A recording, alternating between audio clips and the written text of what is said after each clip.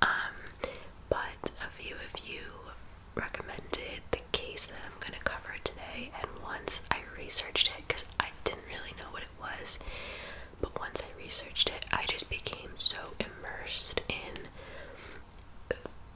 everything that happened in the world of the family that I was researching. And this is honestly one of the most heartbreaking cases I think I have, one, ever heard of, and two, ever covered on my channel, to the point where I almost didn't do it.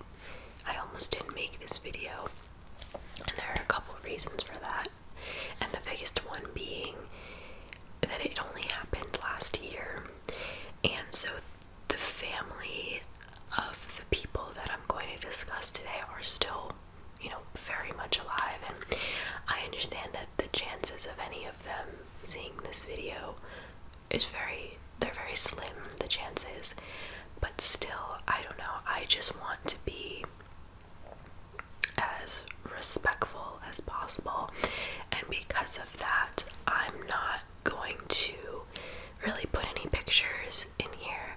I may put one picture of the main person that we're discussing, just because his face has been all over the media, and but as far as his family and like their house and just all that, I don't think I'm gonna put any of that in here, and I hope you guys understand that, and hopefully after you hear the story that I'm about to tell you, you'll understand why. I just want to be as respectful as possible. So I hope you guys are okay with that, but I still have so many details to share with you. When I tell you I became so involved in this case, I've watched videos, I have read articles, I have seen the trial, I've seen the interrogations, I've read text messages, phone records, like I have so many details, so I do have my notes down here because it's very important for me to kind of tell you this in a way that you're going to understand clearly, because there's a lot of information.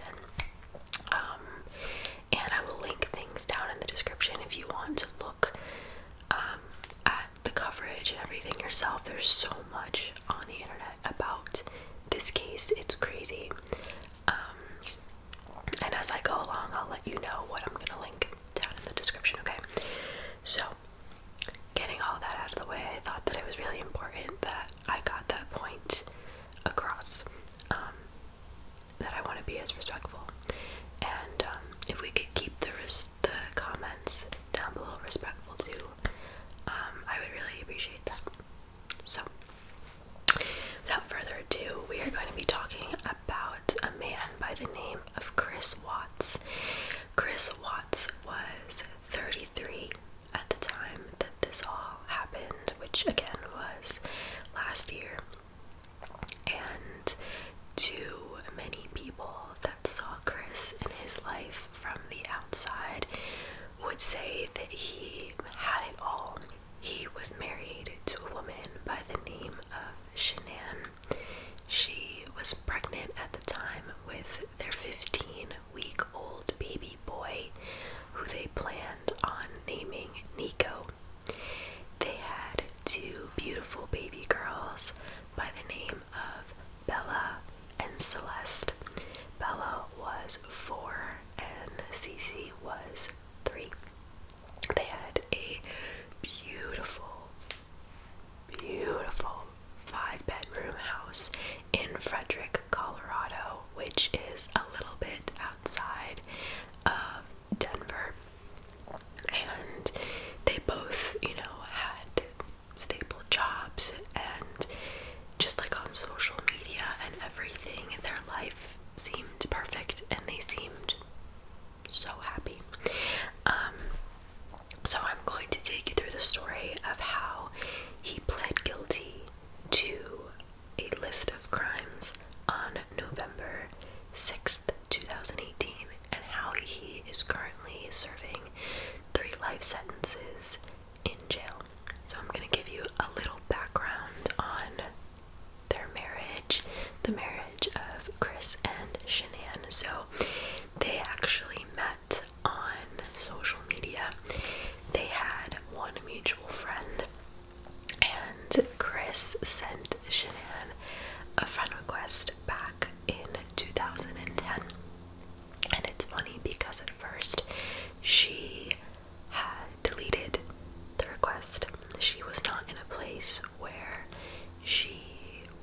wanted or was looking for a relationship, so she deleted it.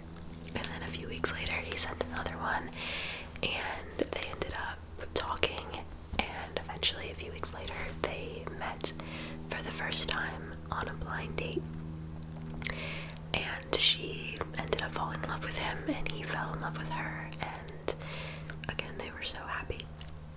So they married in November of 2012, and they were both from North Carolina. That's where they lived at the time.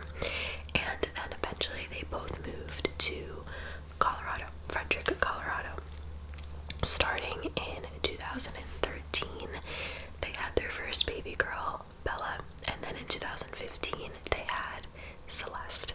Celeste was born with a lot of medical needs, things that required medical attention, so she took medicine every day. Both of the girls also developed asthma after a little while, so they were very on top of making sure that they always had the girls' medication with them and all of that.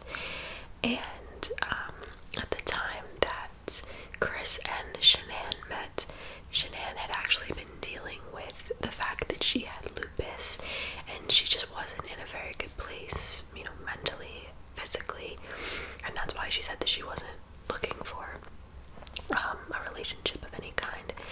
When she got pregnant, it was with the help of not fertility drugs, but fertility enhancers and fertility medicine, because our doctor said you might have a hard time conceiving naturally because of your lupus and everything that she had.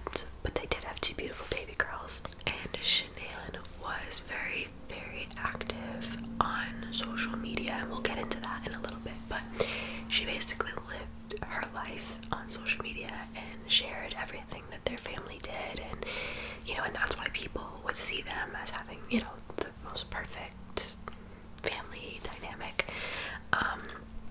And she's posted videos that I've seen of her saying, Chris is the best thing that ever happened to her, and that she loved him so much. I've seen videos of him dancing with the girls, brushing their hair, all these cute little daddy-daughter videos. I saw a video of, I don't know which daughter it was, but of one of their babies, singing a song saying, my daddy is my hero and all that. They loved him so, so, so much. It was very, very clear. So they did have some financial troubles, though. In 2015, they declared a bankruptcy, and at the time they were only earning $90,000 collectively together, and they had a $400,000 and change house that they had to pay off. So they declared bankruptcy in 2015. So now we'll get into their jobs a little bit. So Chris worked for a company called 𝓢𝓸𝓬𝓲𝓪. He was a field coordinator. I'm not going to pretend like I know what that means exactly, but I do know that he worked off-site. It's at like those big oil fields where you have the big oil tanks, like the huge oil tanks. He worked going to those different sites. Shanann worked from home. She literally worked from her phone, and she worked as an independent representative for a multi-level company called 𝓢𝓸𝓬𝓲𝓪, and she basically was selling a product. It was called Thrive, and she just had to she was like an early social media influencer, kind of, and that took off her business. She had a history in sales, so she did amazingly. It just took off, and then eventually her company bought her a car, a nice big white Lexus, and on her own she began to make $70,000+ a year just on her own. So things really started to look up, financially for them, and they were happy. And Chris was in a lot of her videos. She posted videos on Facebook all the time, almost like little vlogs kind of, and he was always in them, which he later want to, you know, he had no interest in having their whole lives out there on social media, but he knew that it was for her job and for her career, and so he did it for her. Unfortunately, their happiness didn't last too long, and things started to change. So more towards the beginning of the summer of 2018, Shanann and the girls took a 6-week vacation to North Carolina to go see their family, both sides of the family, Chris's family and Shanann's family. And Chris unfortunately couldn't go for the whole time because he said he was committed to work and he could not take that much time off, you know, whereas Shanann could work from anywhere because she worked from her phone. So Chris could not go with them, but the plan was that he would meet them in North Carolina for the last week, for the 6th week, so they were going to spend 5 weeks apart. And at first, you know, he just said, I'm gonna miss you guys so much, and all that. They would talk all the time. Shanann would send him pictures and videos of the girls and all that. But then at a certain point, Shanann noticed that he started to act a little different. He was being very distant. He would act like he didn't really want to talk, or when he got home from work, he just like wouldn't reach out to her, but then would send her a text in the morning like, sorry baby, I was really tired when I got home from work, I love you and I miss you and the girls so much. Like every once in a while he would shoot her texts like that, you know, saying how much he loved them and how much he missed them. But a lot of other times, like, she just noticed that he was being very, very distant. But he did fly out to go see them for the last week, and when he first got there, he was so excited to see the girls, hugging them, kissing them, all that. But then eventually, after a few days, Shanann noticed again that he just got very quiet and like almost not interested, kind of, and it was very weird. And she,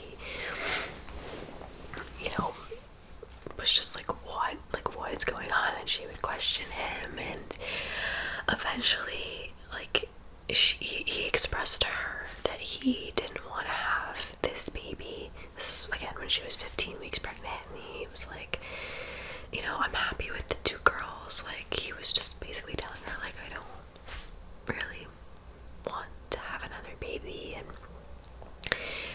started to express to her that his feelings for her had changed. And this was a very like 180, really quick turnaround from being so in love and excited about his family to I feel differently. So Shanann knew that something happened that he wasn't telling her. So put a pin in that, because I'm going to come back to that later and explain what exactly changed. But at this time, Shanann knew that he wasn't interested in where their family was going. So fast forward to August 13th. August 13th, Shanann came home from a business trip in Arizona. Her friend, one of her best friends, Nicole, went with her as well. So she came home on August 13th, almost at 2 o'clock in the morning. It was 1:48 a.m. exactly. Her friend Nicole gave her a ride home, and Nicole had later said that Shanann was feeling not so great. She again had lupus, and she was also diabetic, and she had, you know, told Nicole, like, oh, I'm not feeling too great, but she dropped her off home at work. Chris was home with the girls. He watched them the whole time that Shanann was on the business trip. So according to reports, she came home, her and Chris slept together, and then went to bed, and he woke up around like 5-ish, because he had to go to work around like 5:30 a.m. every morning. And so he later claimed that as he was getting ready for work and basically almost ready to leave, he woke up Shanann, and in his words, they had an emotional conversation just about, you know, they were talking about separating and all that stuff, and she was asking, you know, let's do therapy, let's do this, let's do that, let's fight for it, and he just really was not interested. So they had that emotional conversation, and then he went to work. So now we're gonna get into the main events of how everything just started going crazy. So later that day, Shanann, Bella, and Celeste were all reported missing. Shanann had a doctor's appointment that day because, remember, she wasn't feeling well, so she made an appointment to go see the doctor. She also had a business meeting, and she did not show up for either. Her friend Nicole is the one that noticed that something was wrong because Shanann, again, always had her phone with her, and she wasn't answering messages. And Nicole was like, what the heck? She went to her doctor to ask if Shanann had ever showed up for her appointment, and that's when she found out that she didn't. Again, she found out that she didn't go to the business meeting, so Nicole was worried, especially because of all of her health issues, and she had been saying that she wasn't feeling well the night before. So Nicole went to their house around noon and saw that Shanann's car was there. So she was like, is she in the house and something is wrong? Like, what's going on? She knew the passcode to get into Shanann's house, so she opened the door, but it only cracked. The door had been locked from the inside, you know, almost like a bolt kind of thing, so she could open it but couldn't get in, if you know what I mean. So she started bugging out. She called Chris, and Chris, you know, wasn't really worried or anything. He just said, you know, everything's fine. Like, I think she said she was taking the girls to go, like, on a play date or, like, go see a friend or whatever. And Nicole was like, okay, but the girls are, like, 3 and 4. Like, do they really need, like, a play date right now? Like, and Shanann would have been answering her phone or whatever. But she also said, how could they be on a play date if Shanann's car was there? You know, Shanann, other than Nicole, no one ever really gave her a ride. So it was just very apparent that something was wrong. But Chris was like, you know, I'm an hour away. Like, what do you want me to do? So Nicole called him back again and was like, can you come home? Like, something's wrong. And he was like, okay, I'm on my way, but I'm still an hour away. So he just, like, wasn't really worried. Nicole started calling Shanann's friends, her family. Has anyone heard from her? Nobody had. So eventually she took matters into her own hands because she didn't know what else to do. She called the police and asked if they could come do a welfare check immediately, where they just go and they check a house and make sure that everything is okay. So that's what she did. Thank God she did. She called the police, and Chris was like, no, don't call the police, like, don't get them involved. And she took matters into her own hands anyway and called them. So around 1:40 p.m. an officer arrived. I don't remember his last name, but I know his first name was Scott, and I'm a big fan of Officer Scott, and you'll see why. But you know how now officers have to wear a body cam at all times, or in a lot of places, like, that's starting to become a thing. There is a almost 40 minute video on YouTube of the whole thing shot on his body cam of him getting to the house, looking at it. I watched the whole thing. I'm gonna link that down below. It's very interesting, and also very, very telling, and it's more focused on Chris's body language, and you'll see it. I'll link it, but I'm basically gonna walk you through that video now. So he pulls up to the house, and Nicole and her son, she brings her teenage son with her, and the officer says hi to them. What's wrong? Nicole tells them. He says, okay. So he goes to the front house. She shows him that, you know, she can open it, but it's locked from the inside. So he does, like, shout into the house, you know, it's the police. If anybody's home, make yourself known. He said that multiple times, to which no one answered. He started, like, knocking on the glass really hard, going around to the back, knocking on the glass, because he figured if the girls are home, if Shanann can't come to the door, maybe the girls will, like, run and, like, look to see who's knocking, and then he can get their attention and, you know, whatever. But there was no movement, and he said, I feel like if the girls were home, you know, they would be running around. I don't see any movement at all. was just like the dog. He heard the dog barking. So he was like, I don't think anybody's home. He tried that for a while, and there was no movement. So eventually you hear him ask, what's Chris's phone number? He calls Chris too, and he says, I'm here at your house with your friend Nicole, blah blah blah blah blah, when can you get here? And Chris says, okay, yeah, I'm coming, I can be there in 5 minutes. And Nicole and her son are like, that's weird, because they kept calling him over and over again, and he kept saying like, oh, I'm 10 minutes away, I'm 5 minutes away, I'm 5 minutes away. And they're like, he keeps saying that, like, what is his deal? So everything was already very suspicious, and Chris was getting alerts. They had like a doorbell camera. I have one too, and it alerts you when there's like movement at your front door, or when someone's ringing your doorbell or whatever. So he was getting these alerts, and he could see what was going on. But eventually he gets there, so the officer turns around as Chris pulls up, and you can see him pull up to the curb. He gets out of his car, walks around to the passenger side, and like looks for something in the passenger side, which, if there's an officer at your house and he's looking for your missing wife and missing children, you would think maybe he would be like, what's going on, like frantic. He was taking his time, almost like stalling, kind of. So he digs in the front seat of the car, then eventually walks up the driveway, shakes the officer's hand, and the officer's like, tells him what's going on. And Chris is like, okay, like, let's go through the garage. So he opens the garage, and he goes through the house to go unlock the front door by himself.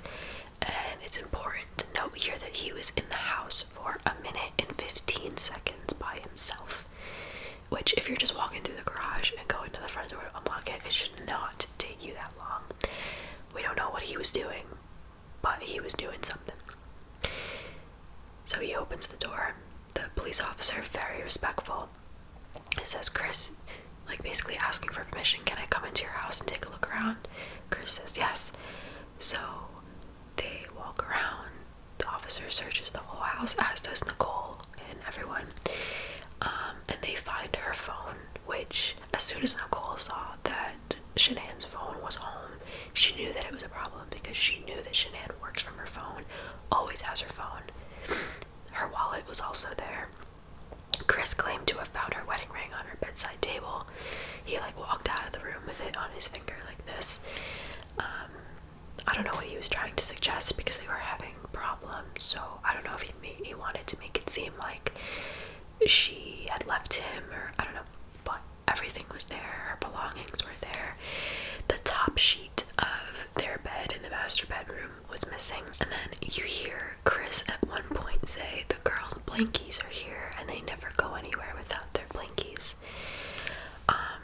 But the weird thing is that as they were talking, it was more like Nicole and the officer, they were talking about where she could be, what they could do. Chris was very disinterested. He would just stand there like this on his phone, just like whatever he was doing. I don't know if he was actually doing something or just making himself look busy. I don't know, but he was just on his phone. Like, he wasn't really making moves to go find them. And at one point, I think Nicole goes, oh, do you think like she brought them to the pool? They had like a community pool. And Chris goes, oh, like the pool, I don't know, maybe. Like, almost like he didn't want to go look. The officer said, told them not to go drive around looking for her, because her car was there, so she could be in someone else's car, like they wouldn't know what to look for. And at one point, it's very, very interesting, the officer like reaches down into his mic to say something, and you see Chris goes from looking on his phone, and he goes like that, like almost like someone, like he was gonna call for backup to like arrest Chris or something. Like he got very nervous, and it was very, very clear to see that. And Chris said again, like he mentioned, oh, I think she said, they were going over to a friend's house or something. But they're like, then why is her car here? Why is her phone here? Like, it just doesn't make sense. So eventually, their next door neighbor comes over, who he had seen the officer like looking through the windows, and he asked what was going on.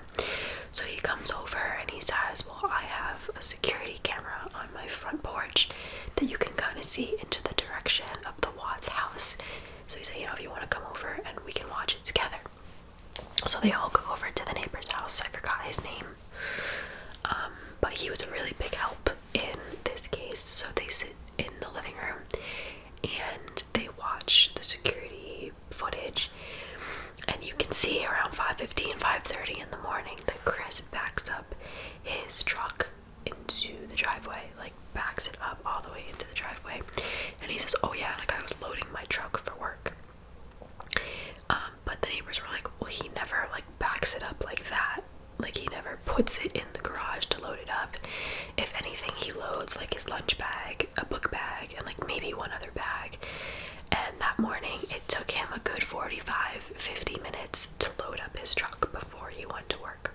And again, very similarly to when they were in the Watts house, he was on his phone. He wasn't even looking at the TV. The officer and the neighbor, their direction was pointed to the TV where Chris had his back to it and was just on his phone. And he was like saying like, oh yeah, like I was loading this, oh I was doing this, like almost trying to like explain or rationalize what he was doing in the video footage. And you can also see that he starts to get real shiny, almost like he's sweating. Like you can see it even through the body cam. You can see that he's so visibly uncomfortable. He's swaying back and forth. At one point he has his hands on his head like he's stressing.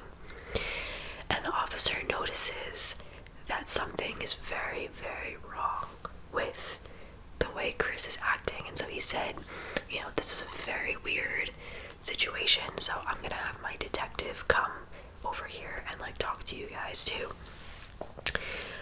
So the detective like shows up or like is almost there, and you can see the officer tell Chris, you know, why don't you go outside and go talk to him, and I'm gonna get your neighbor's information. So Chris walks out of the house, and the neighbor right away says he's not acting right. Like he's not, normally he's not that talkative. Like when he was explaining, I did this and I did this and then I did this, the neighbor's like, he's usually very quiet. He doesn't speak that often. He's fidgeting, he's sweating, like something is weird. And the officer's like, okay, thank you for your help. He took everything that he said into consideration. And then goes back outside, but they didn't have anything really to go off of, so they couldn't like take Chris in for questioning, you know. So they made like a missing persons case, but then eventually the cop had to leave. So then Chris then goes to the media and starts, you know, telling his story, and investigators come and reporters and tell his story. He's doing all these interviews on like primetime NBC news, and you see him looking at the camera and he's like, my children are my life, like if you know where they are or if you have them, like just please bring them home. I need to see everybody. I need my family back, blah blah blah blah blah blah blah. He's not crying. He does look kind of sad, but he's not crying. And at one point he does kind of like laugh. He's like, I just need to see them. Like I just want my family back. Like that. And it's very weird. And he was told, I don't remember if it was by Shanann's family or his family, but he was told like, don't go to the media, don't do that, don't involve them in this, like don't make it this big thing. And yet he did anyway, and it was all over the news on multiple news stations. And then on August 16th, 2018, their bodies were found. The bodies of Shanann, Bella, and Cece. And they were found at an Anadarko worksite, which is, if you remember, where Chris worked. And it was at the site that he was supposed to go work at the morning that they went missing.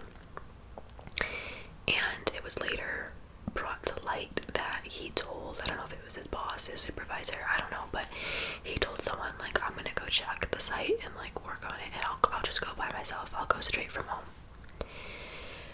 So because of that, he was brought in for questioning, and he was actually fired. He was fired that day. And investigators basically told him, like, you see that this looks really bad for you, right?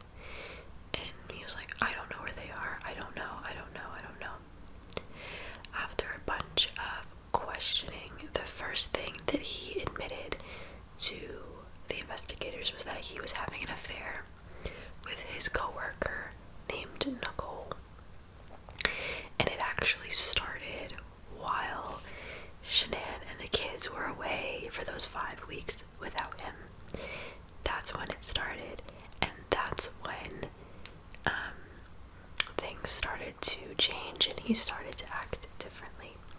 And so during that trip is when their phone records say for the first time that they started calling each other and texting each other and whatever.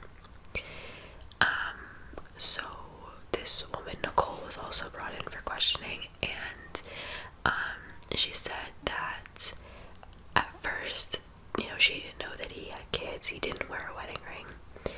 And then eventually he did tell her that he had 2 kids and that he was on the last leg of a divorce, like if the divorce was almost final or whatever. And she didn't have a problem with that. She said that she actually liked the fact that he was a dad and that she thought it was cute or whatever. But then when she saw him on the news, that's when she found out that he had a pregnant wife. She found out the hard way that he had lied to her. And so she agreed to talk to the police because she said, if he lied about something like that, what else could he have lied about? So, she said maybe his family can be in danger, so yes, I'll come in for questioning. But it was very weird. I read some text messages between the two, and he was basically telling her that he was all in for her, and that, he and his wife are gonna be completely separated soon, and, police can see everything, so they saw their police records, their internet search records, and Chris was Googling, when to say I love you in a new relationship, and he also Googled, how does it feel when someone says I love you, which is very weird, almost like he needed to know how to act if he was told I love you. It was very weird. Nicole would Google, marrying your mistress, or the man that I'm seeing, or the man that I'm having an affair with says that he's leaving his wife, will he marry me? Weird things like that, and it just was weird and wasn't making sense. He also had, and I didn't even know this existed, it's an app that the picture of the app is a calculator, and it says calculator, but you can store pictures in there, so it's a secret picture holder. And so that's where he would put all of the nudes that Nicole would send him, and selfies of the two. They went on a little mini weekend getaway during those 5 weeks where his family was away. So they took selfies, and he put the pictures in there, and it was just a whole thing. So he was having an affair. Also, it was very weird that as soon as she saw him on the news and that he had a pregnant wife, knew that he lied, she deleted all his contact information as well as all their messages. And the investigators were like, that's a little weird. And she was like, I know, but honestly, I just was so done with him because he had lied to me. I just wanted to be done. And they were like, so you're not hiding anything? And she was like, no, I wasn't. And in the end, she was telling the truth. She didn't do anything. She wasn't involved, but it was very weird that she was very obsessed with him and his family. The internet searches show that she looked up Shanann multiple times. She looked up the investigation, following the investigation of the family. I think she was a little sus, but nothing ever came of her. So that was the first thing that he admitted to. Then another weird thing happened. 2 people came forward. One was a man and one was a woman, and it was a young man, and he claimed that he had met Chris on a dating app, and basically they would hook up in the back of a car, and Chris paid him once or something, so the kid was a little escort. It was very weird, and the police were like, okay, but you're basically telling us everything that's on the news. You're not giving us any new information. You're not proving that this is true. So they think that he just showed up just to show up. And then another woman claimed that she also had slept with him or something, but nothing ever came of those 2 things. police were just like, why are you here? Like, you're not, like, I think you're just here to be here, and you're not giving us any new information. So we don't know if Chris actually slept with those two or not, but I figured that was worth noting. So they had Chris take a polygraph test, and I watched most of the polygraph test, and long story short, he failed miserably. His blood pressure was high, he was sweating, and so the investigators came in eventually when they called him back for the results, and she was like, I don't think I need to tell you this, but you failed your test horribly. And he was like, okay, like, what else could he say? And so they were like, so we need you to tell us now what happened to Shanann and the girls. And he's like, I don't know, I promise you. And they were like, okay, stop, we know that you know something, or else you wouldn't have failed that badly. And Chris was like, no, I don't know, and he started to like almost kind of cry or like whimper, like he was slowly crawling into a corner, and he knew it. And so he first said, can like, my dad, they told him that his dad was there, and he said, can I talk to my father first? And they were like, okay, you can talk to him, but do you promise that you will tell us everything afterwards? So he promised. Then his dad came in, and they left him alone with his dad in the room, and he, his dad was basically like, do you have something to tell me? Like, what happened? And so he decided to tell the truth. And the story he went with was that when he woke up Shanann that morning to have their emotional conversation, he basically told her, I want a divorce. She didn't take it well, and he went downstairs for a second for something, heard commotion upstairs, and Shanann had hurt the girls, like she had like strangled them or something, and so he lost it when he saw that, and then he strangled Shanann to death. And that was the story he went with. That was what he told his dad. That's what he told the investigators. To make a very long story short, evidence wasn't on his side. And so on August 21st, he was charged with 3 life sentences for each murder, as well as a charge for unlawful termination of a pregnancy. He admitted to killing all of them on November 6th, 2018. He took a plea deal to avoid the death penalty, but even if he didn't, her family did not want to put him to death, because they said, just like it wasn't your place to take their lives, it's not our place to end your life. And that's what they told the judge, and the judge, abided by that. I watched the whole trial. It's on YouTube. I watched his family speak. I watched Shanann's family speak, and it was incredibly heartbreaking, but I just admire so much what they said, for Shanann's family, saying that they didn't want to put him to death, but how hurt they were that they trusted him with their loved ones, and whatever. His family, that was really hard to watch. His dad couldn't speak, so his sister wrote, or his sister spoke for her dad,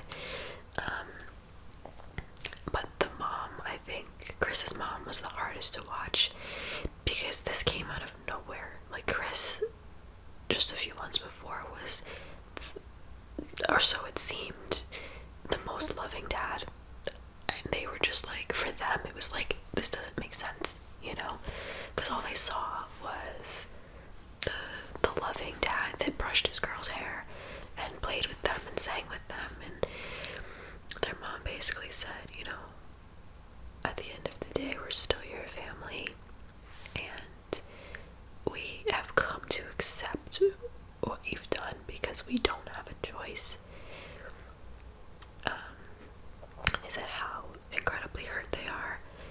he's capable of doing something like that.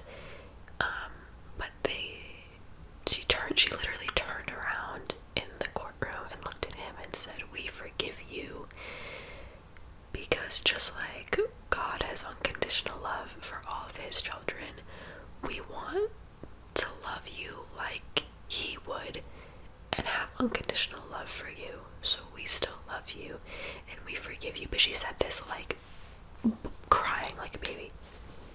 And I just think that takes so much to be able to say something like that to someone who has done what Chris did. And the whole time Chris was sitting looking down at his lap, but the cameraman like zooms into his legs and he's like bouncing his legs, like he's obviously very uncomfortable. It does look like he's trying not to cry, kind of, from what I saw. But he didn't cry, he didn't look up, he didn't say anything. I think at one point I saw the guy, the lawyer who was supposed to be defending him, I think he like leaned over and asked if he was okay, and Chris just like nodded his head. I think it was when his mom was speaking.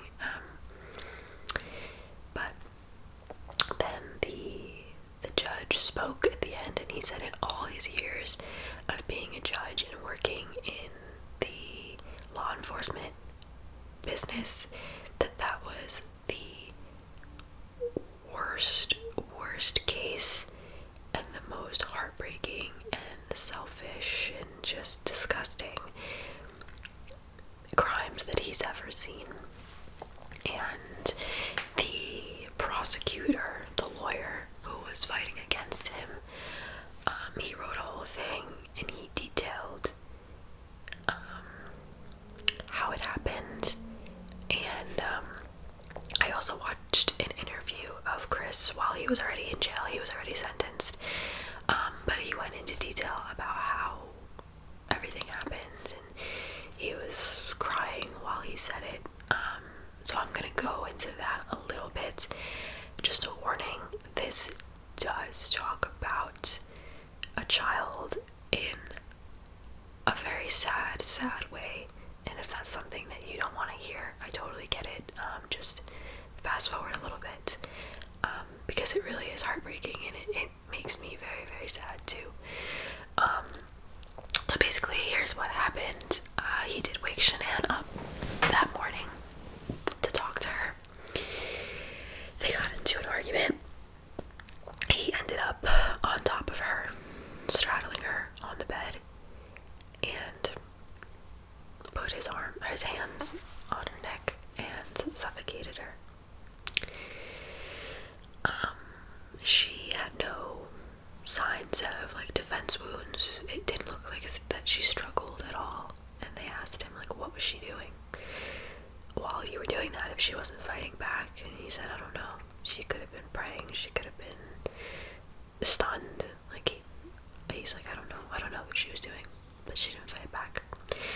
And the prosecutor said that takes a good, I think he said 4 to 5 minutes to die that way. And he tortured her like that for 4 to 5 minutes until she couldn't breathe anymore.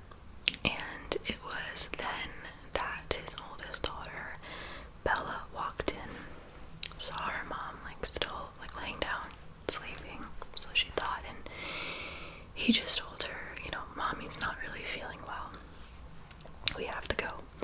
So that's when he loaded his truck into the garage, which is what they saw on the neighbor's camera. And he loaded them all in the back seat of his truck. He had like a pickup truck. So the cab has like a bench in the front, bench in the back. So he put the 2 girls in the back without car seats, and their mother on the floor, like by their feet.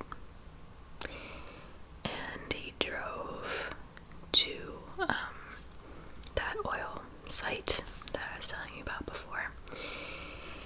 The whole while just telling them, Mommy doesn't feel well. Then when they got there, he dug a shallow grave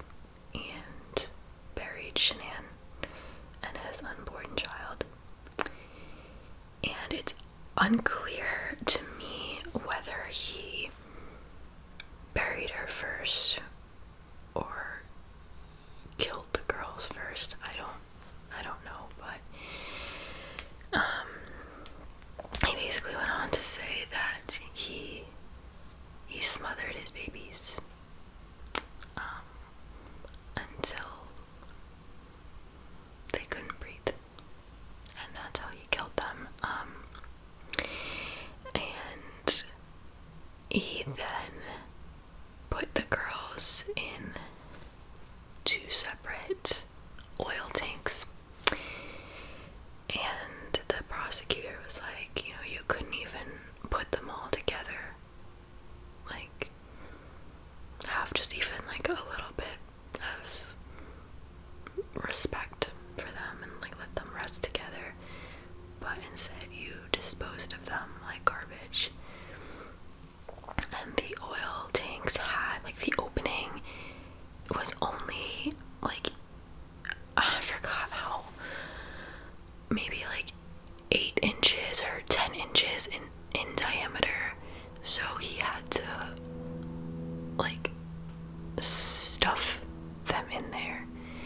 And they found, like, I think it was Bella, she had scrapes on her, I think like on her butt from, you get it. One of the girls, I don't remember which one of the girls had fight wounds, like defense wounds. She bit her tongue multiple times, and the, like, that skin, like, up here, that, I don't know what it's called, but basically it was cut up there. So she fought for her life, or she tried to. And Chris said in his accounts of everything that he can still hear one of the girls saying, "Daddy, no." And he will have to hear that for the rest of his life, as he deserves. So that's what he did. And he told investigators he thought about taking care of himself too, because he didn't believe he deserved to live after what he did. But no, he didn't take care of himself. Instead, that same day, he went to work as normal, called the girls' school, and told them that they wouldn't be returning back to school in September. He called a realtor to talk about selling the house, and he did it in a group chat with Shanann's number, I guess, to like stage it. And he also texted his lover and said, like talked about their future, and I guess was like, we're officially separated, like, let's move on with our future. I don't know. But that's what he did. And thank God for Shanann's friend Nicole. I truly believe that maybe he would have gotten away with it or made it farther if she did not like show up to the house, call the police. Like, she did good, and I was super impressed with like the investigators and the cops, and like they were all so strategic because they knew the whole time, but they had to obviously go about things correctly. And the investigators are like being so nice to him and like keeping him calm and laughing with him, not because he deserves to be like them being kind to him, but to keep him comfortable so he keeps talking. And the cop was also like super calm the whole time, which keeps Chris calm, and everyone did a fantastic job getting him. And this is truly, I know this is probably the longest true crime video I've ever done, but there's just so much information and so much, like, I didn't want to leave everything out because every detail is so important. But it just makes me so sad that, you know, he had everything that a lot of people would kill for, and he killed to have something different. He had